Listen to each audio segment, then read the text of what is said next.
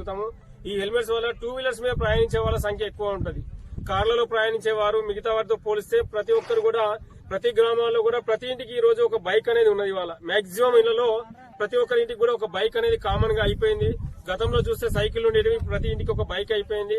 ప్రొద్దున లేస్తే బైక్ మీద నడిచేది తక్కువ, ప్రయాణించేది ఎక్కడికైనా ఒక షాప్ కి వెళ్ళాలన్నా ఒక ఊరికి వెళ్ళాలన్నా కంపల్సరీ మనం బైక్ మీద ప్రయాణిస్తాం. బైక్ మీద ప్రయాణించినప్పుడు వితౌట్ హెల్మెట్ ప్రయాణిస్తే మన వల్ల కావచ్చు, మనకు ఎదురుగా వచ్చే వాళ్ళ మిస్టేక్ వల్ల, వారు చేసే తప్పిదాల వల్ల మనకి యాక్సిడెంట్ అయినట్లయితే, మనం కింద పడినప్పుడు మనకి హెడ్ ఇంజరీ అయితే ప్రాణాలు కోల్పోయిన అవకాశాలు సందర్భాలు చాలా ఉన్నాయి.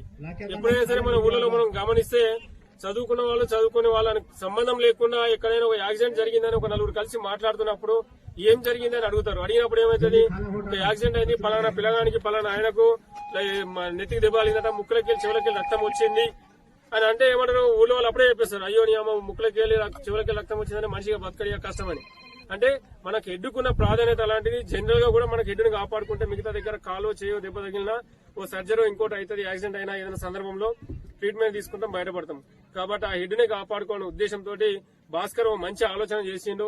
ఇవాళ ఈ గ్రామాల్లో, ఈ తాండాకు సంబంధించిన, ఈ గ్రామ పంచాయతీ సంబంధించిన మిగతా గ్రామాల్లో కూడా హెల్మెట్స్ అందరికి కూడా ఇస్తానని చెప్పడం మంచి ఉద్దేశంతో చేయడం చాలా సంతోషం. ఆయన మేము అభినందిస్తా ఉన్నాం. అదేవిధంగా ఇక్కడికి వచ్చిన క్రీడాకారులందరికీ కూడా ఇంకొక నినాదం కూడా చెప్పడం జరిగింది, మద్యం వద్దు, మైదానం వద్దు. 200